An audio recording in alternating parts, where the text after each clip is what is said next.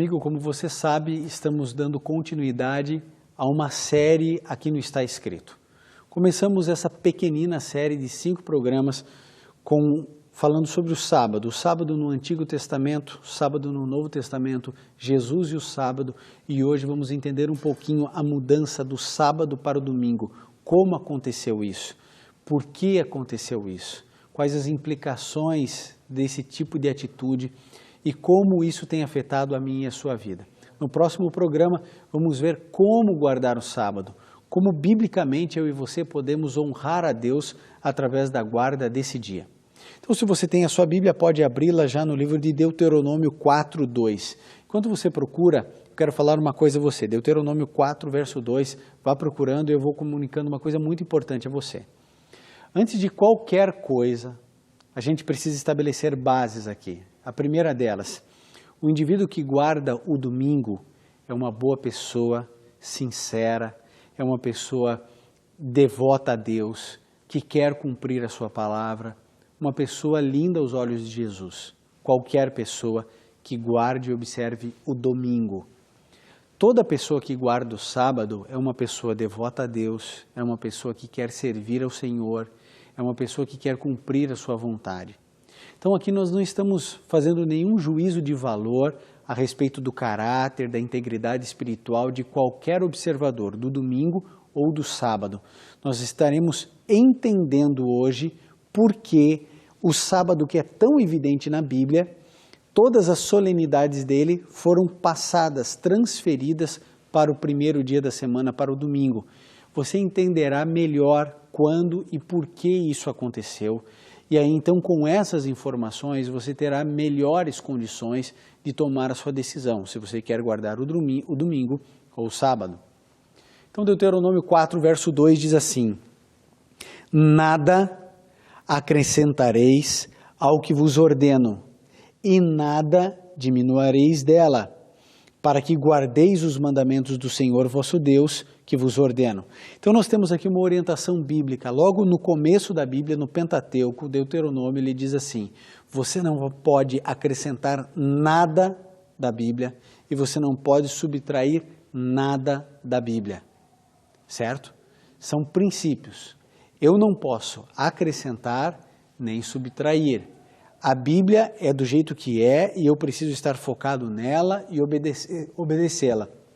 Você já imaginou se, por exemplo, em algum momento eu começar a escrever um livro, por exemplo, diferente da Bíblia, e eu falar para você o seguinte: olha, o meu livro agora, ele vai ter uma autoridade maior do que a própria Bíblia, pelo menos igual. O que você diria? Bom, eu uso a minha autoridade como pastor, eu digo para você que eu fui ungido para ser pastor, eu fui ordenado ao sagrado ministério, eu sou orador do programa Está Escrito, da Voz da Profecia, eu estou escrevendo um livro e eu tenho seguidores, e esses seguidores acreditam que os meus escritos são tão importantes quanto a Bíblia, e esses seguidores começam a se multiplicar, e de repente eu viro uma grande denominação religiosa. Você iria para a minha religião? Simplesmente porque você gosta do jeito que eu falo, acha interessante, é isso? Obviamente que não. Obviamente que não. Eu e você seguimos a Bíblia e somente a Bíblia. Agora, se você não faz isso comigo, por que você faz isso com outros? Agora eu quero falar bem diretamente para os meus irmãos católicos, que têm ali como um manual de conduta, o catecismo. Ora, o catecismo, se você ler os 10 mandamentos no catecismo, são completamente diferentes dos mandamentos, dos 10 mandamentos na sua Bíblia católica. Então, por que você, a hora de colocar na balança, você está pesando mais catecismo ou mais a Bíblia? Ora, eu preciso definir qual é a minha base de regra e de fé. E o convite que Deus faz a você é que a Bíblia precisa ser observada. Conhecereis a verdade vos libertará. Examinais as Escrituras, porque julgais ter nelas a vida eterna. Deuteronômio 4:2 diz o seguinte: eu não posso subtrair, mudar, adicionar nada. A palavra de Deus foi inspiração dele. Eu não posso vir aqui e alterar nada. nem você e nem nenhuma igreja. Ora, o sábado é tão evidente, nós encontramos, você já sabe disso, 250 vezes a palavra sábado e mostrando que eu e você devemos guardar esse dia. Agora, você sabia que a palavra domingo não aparece nenhuma vez na Bíblia? Nenhuma vez. Nenhuma.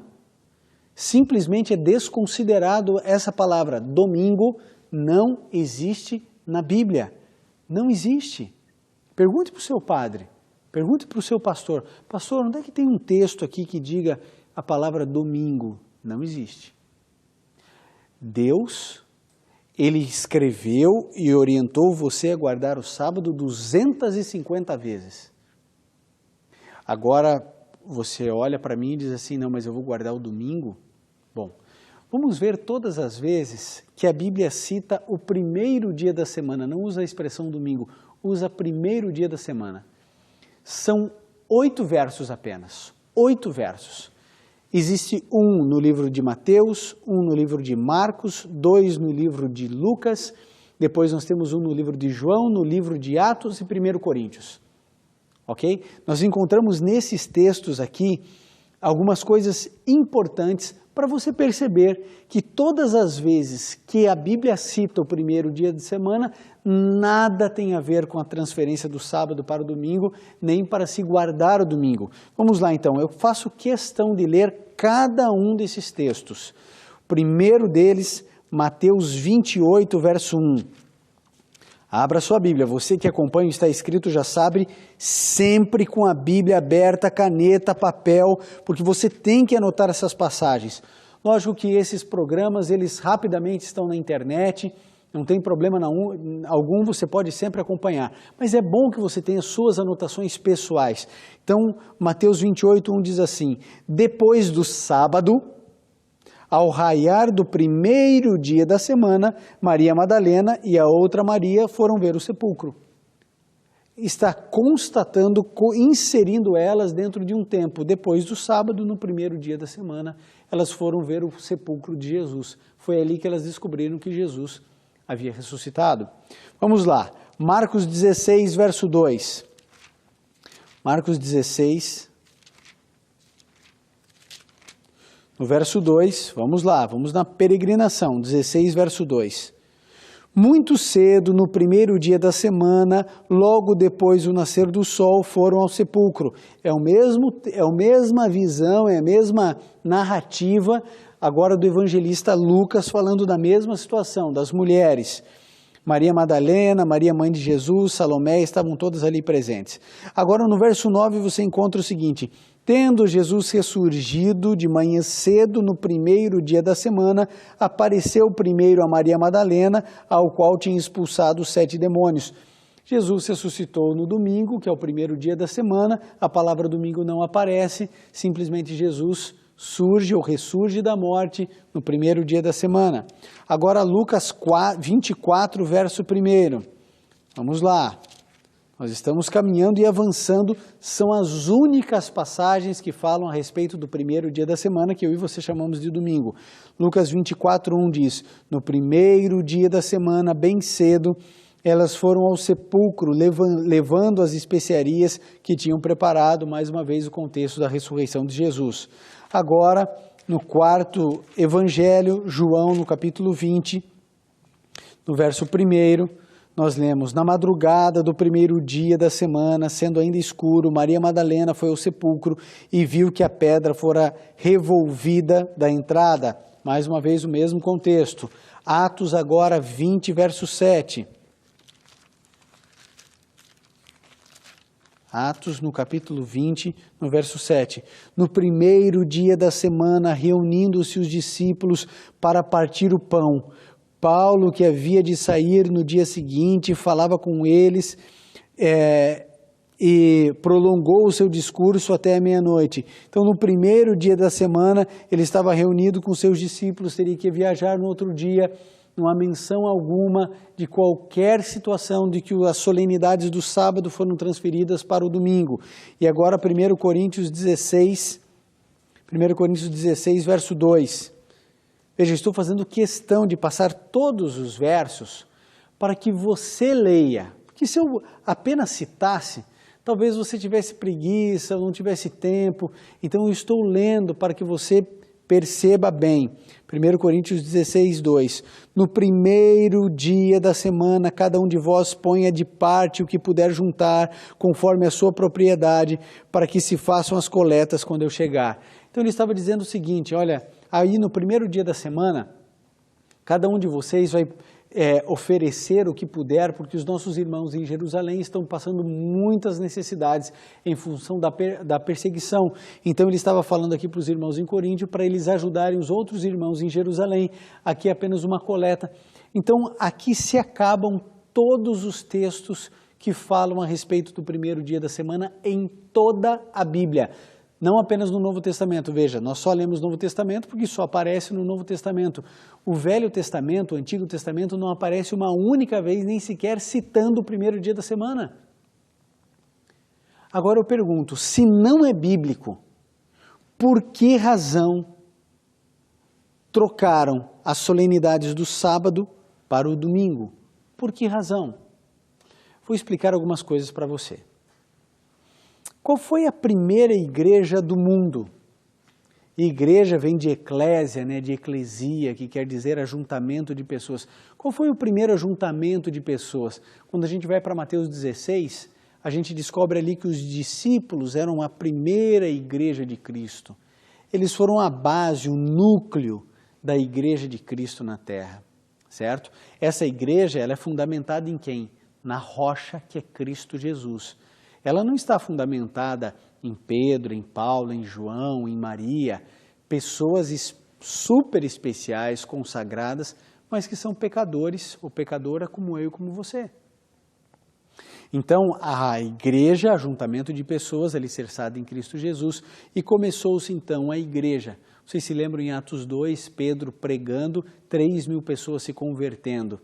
Obviamente que ele estava ali num processo de colheita de tudo aquilo que Jesus havia semeado durante os 3 anos e meio de ministério.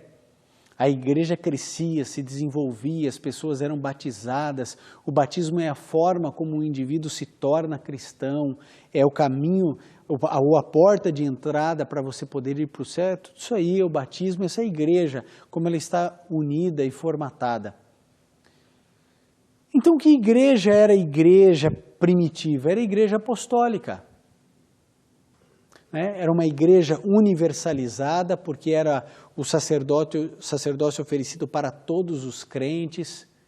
Então, nós poderíamos até dar um nome a essa igreja apostólica. Poderíamos colocar igreja católica.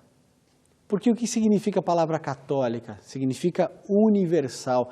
Uma igreja universal apostólica, seguindo os ensinamentos de Cristo Jesus, passado pelos apóstolos.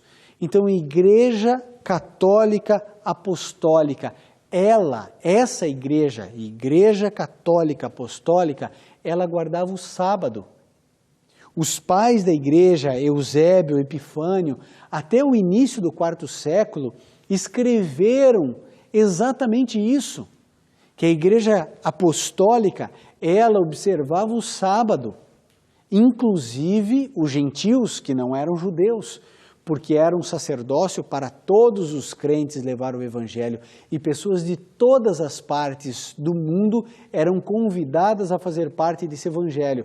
Está aí a razão pela qual Paulo viajou tanto, o dom de línguas, que é o dom de idiomas, Pedro pregando, os discípulos pregando, cada uma pessoa ouvia na sua própria língua materna, para que realmente fosse disseminado a pregação do evangelho.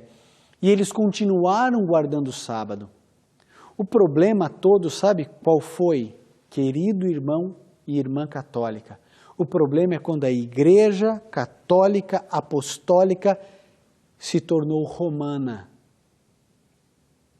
Querido, o que Roma tem a ver com o cristianismo? Jesus nunca pôs os pés em Roma. Pelo contrário, os romanos sempre foram perseguidores dos judeus e dos cristãos. O que Roma tem a ver com o cristianismo? O máximo de ligação que existe São as viagens de Paulo, Paulo que chegou até Roma e fundou a igreja cristã em Roma. Agora, os romanos só escravizaram o povo judeu, mataram a fio de espada os cristãos.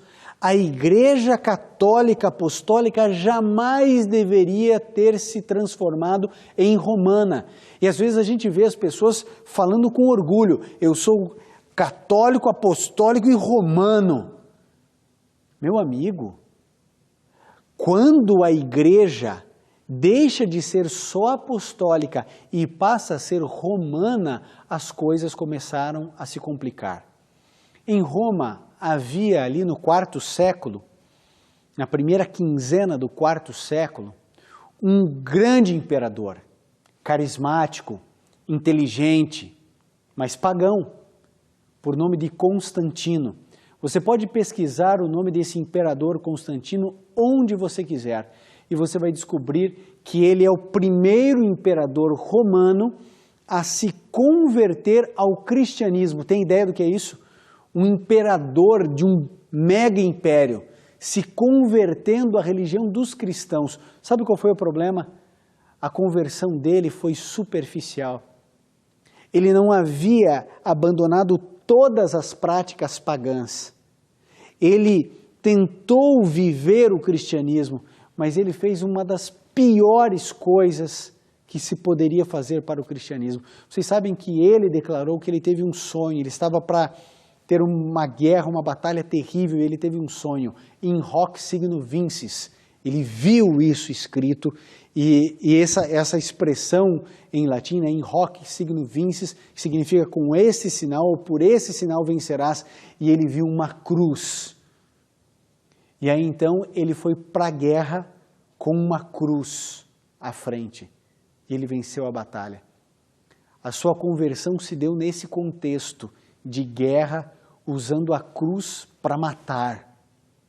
Olha que coisa estranha, antagônico. Jesus que nos ensina a amar o inimigo, ele estava indo para uma guerra em nome de Jesus de Nazaré. Jesus nunca patrocinou guerra alguma. Ele nunca foi... A gente precisa cuidar muito com isso.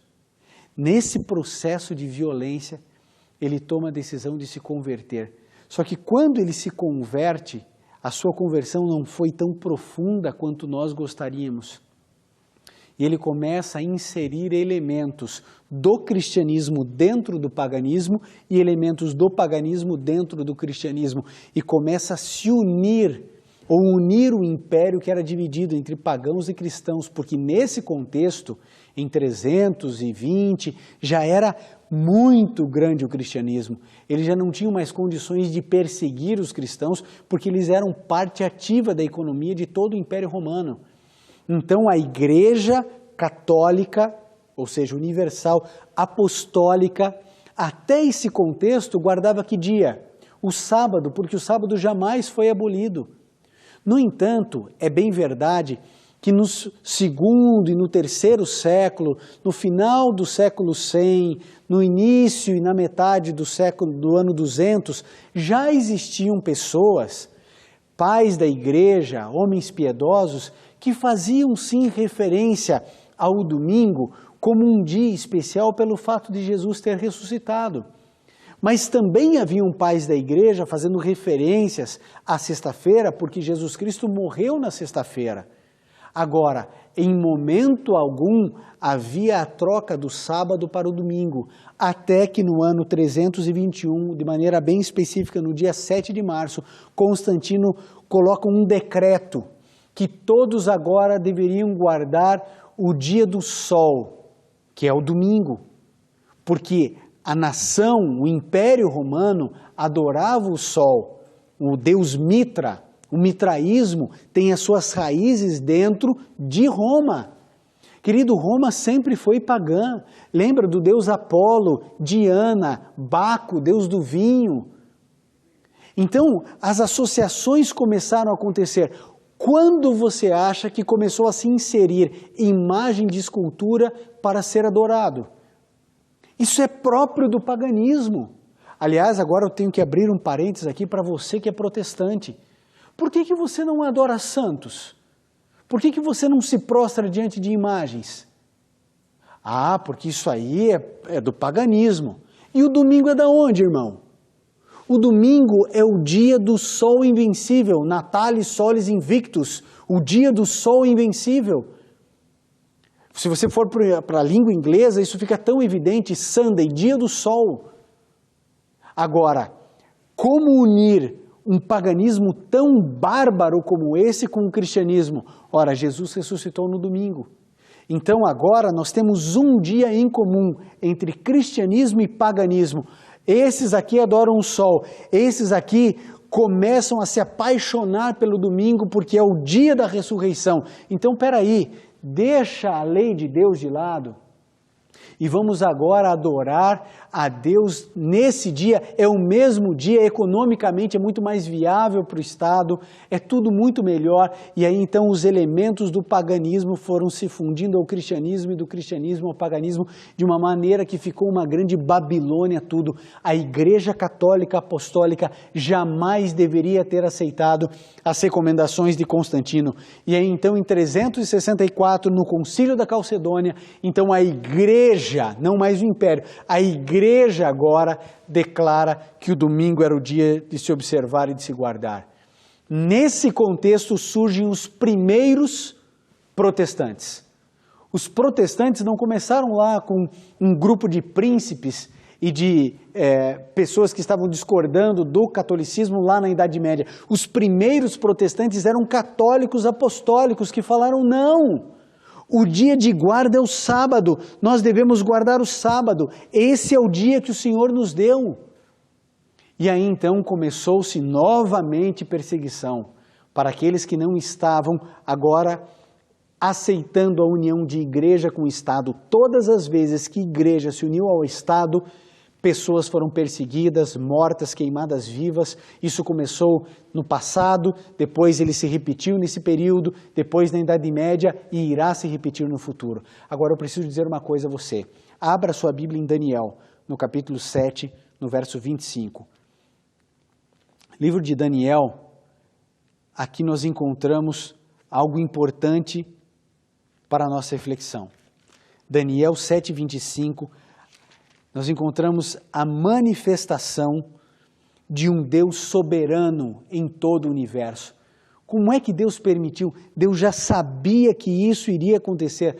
Daniel 7,25 diz assim, proferirá, falando a respeito de um poder religioso que iria assumir elementos do paganismo. Esse é o contexto de Daniel 7, um poder religioso que iria se corromper, assumir elementos do paganismo e diz assim, proferirá palavras contra o Altíssimo, destruirá os santos do Altíssimo, perseguição, e cuidará em mudar os tempos e a lei. Foi exatamente isso que aconteceu. Queridos, se a Igreja Católica Apostólica dissesse não a Constantino, não ao paganismo, eu hoje seria membro da Igreja Católica Apostólica. E talvez tivéssemos uma única denominação cristã. Mas quando ela se fundiu, quando ela se uniu a Roma, quando se uniu ao paganismo, aí, meu amigo, aí eu dou 3 passos. E você católico, apostólico, deveria falar, não sou romano. Você pode ser de Jerusalém, você pode ser de Jesus, você pode ser do que quiser, menos romano. Roma não, irmão. Roma não. Eu e você não temos nada com o paganismo. Deus havia profetizado 1000 anos antes, 1 milênio. O Brasil não tem 600 anos. 1 milênio antes de Constantino nascer, Deus havia profetizado de que essa igreja, esse poder religioso que veio puro até o 4º século, até a primeira metade do 4º século, haveria de se corromper, destruiria os santos do Altíssimo e como a Igreja Católica Apostólica, agora sim romana, perseguiu cristãos. E quantas pessoas ela matou. E quantos índios foram escravizados e mortos por jesuítas. Você conhece a história brasileira. Isso não aconteceu apenas no Brasil. Em nome de tirar as pessoas do paganismo e convertê-las à força, milhares e milhares e milhares de pessoas morreram. Interessante, livrar índios do paganismo, mas no seu passado, infelizmente, se uniu ao paganismo. Deus disse, cuidará em mudar os tempos e a lei. Hoje, um dia, ele é colocado da meia-noite à meia-noite. Não tem sentido lógico algum um dia começar no meio da noite, nem terminar no meio da noite. Mas mudaram os tempos e também mudaram a lei. Pegue o catecismo da Igreja Católica e você vai descobrir que no lugar de estar escrito para guardar o sábado, está dizendo para você guardar domingos e festas. Ah, querido, eu não posso aceitar uma coisa dessa e nem você. Essa mudança descabida, inválida, que deturpou a Bíblia, ela precisa receber um basta, pelo menos na sua vida. Por isso eu vou fazer 2 apelos aqui. Em primeiro lugar para você, meu irmão católico. Em primeiro lugar para você. Querido, Deus se preocupa contigo. Ele quer o melhor para você. E hoje Ele está explicando para você que no passado a Igreja Católica Apostólica era pura, mas ela se fundiu a Roma, a Constantino. E em função disso, a Igreja se corrompeu. Você não precisa de nada disso. Pelo contrário, você pode ter uma vida pura, seguindo unicamente a Bíblia. E agora para você, meu amigo, que é protestante, evangélico, pentecostal. Sabe qual a razão pela qual eu guardo o sábado? É a mesma razão pela qual você não adora imagens de escultura. Porque os 10 mandamentos diz que eu não devo adorar imagem de escultura, mas os mesmos mandamentos declaram que eu devo guardar o sábado. O apelo que eu faço para você é esse. Querido, Deus é eterno. Deus é para sempre. Nele não há sombra de variação. O livro de Deuteronômio 4:2, primeiro texto que lemos, diz que nós não podemos diminuir nem acrescentar nada na palavra do Senhor. Nada. A Bíblia é expressa a vontade de Deus para a sua vida. Hoje é o dia de você romper com o dia do sol. Hoje é o dia de você romper com o mitraísmo e voltar-se para a guarda do sábado, que é o dia do Senhor. O Nadson irá cantar agora. Enquanto ele cantar, querido, eu queria que você refletisse na letra desse hino, que declara um Deus poderoso, um Deus amoroso, mas um Deus que nunca falha e não falhará com você no seu intento de seguir a palavra de Deus na sua integralidade. Que Deus abençoe você na sua decisão.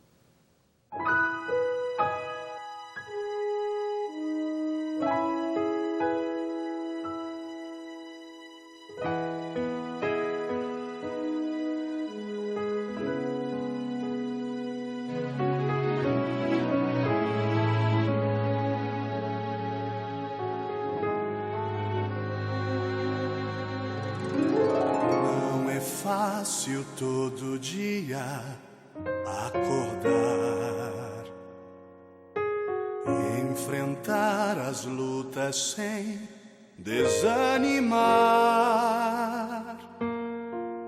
ter certeza da vitória, uma fórmula ou resposta para todos os problemas resolver. Esquecemos que bem perto há um Deus. Como homem ele próprio já viveu e enfrentou dificuldades, até a morte foi levado. Tanto amor assim nunca se viu.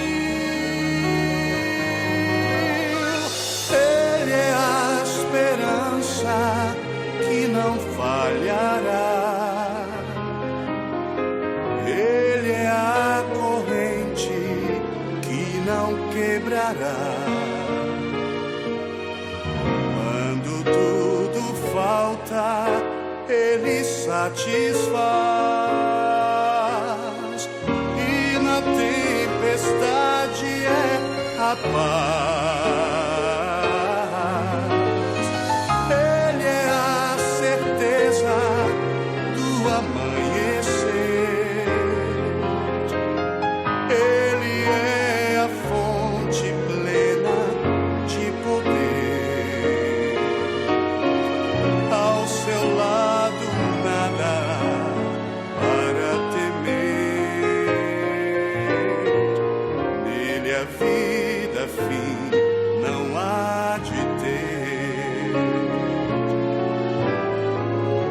Esse Deus conhece cada coração e está pronto para bênçãos conceder. É preciso confiança, é amor e esperança, uma entrega sem reserva a Deus. Ele é a esperança que não falhará, ele é a corrente que não quebrará. Quando tudo falta, ele satisfaz, e na tempestade é a paz. Ele é a certeza do amanhecer,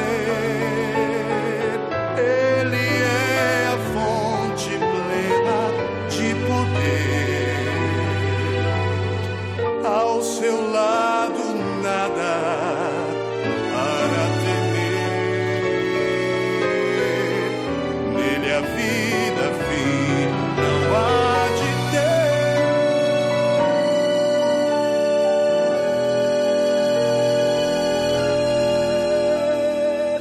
nele a vida fim não há de ter.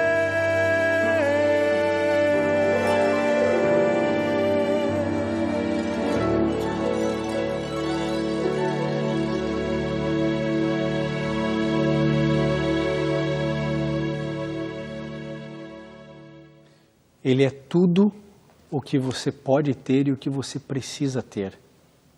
O seu compromisso, amigo, não é com nenhuma igreja, não é com nenhuma religião. O seu compromisso é com a palavra de Deus.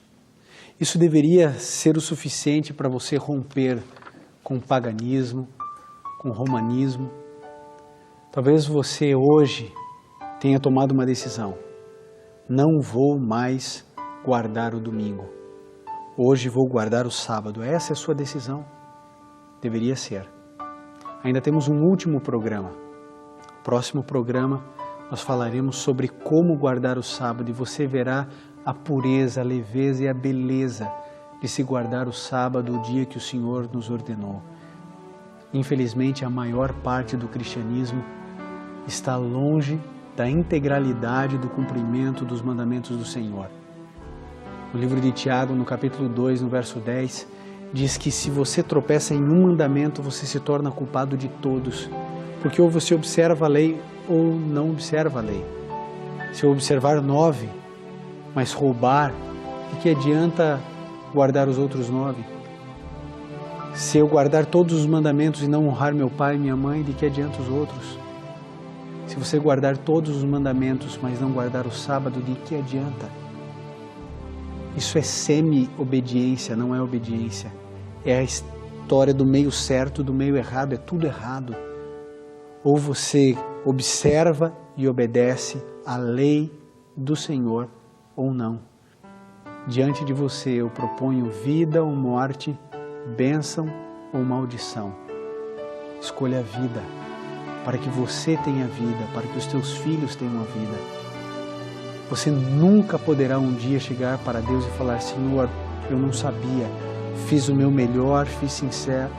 Não adianta, amigo. Hoje é o dia da decisão, hoje é o dia da entrega. Você está tendo consciência de muitas coisas. E agora eu quero orar por você. Se puder, feche seus olhos, curve sua fronte. Vamos juntos orar. Querido Pai, ajude os meus irmãos, católicos e evangélicos. Ajude o Senhor, não apenas para compreender, mas para viverem o Teu sábado. Talvez sejam esquecidos por alguns, desprezados por outros, perseguidos por mais alguns, mas estarão ao Teu lado e isso basta a qualquer um de nós. Entregamos essas decisões, cada uma delas em Tuas mãos, em nome de Jesus. Amém. E lembre-se, amigo, está escrito, nem só de pão viverá o homem, mas de toda a palavra que sai da boca de Deus.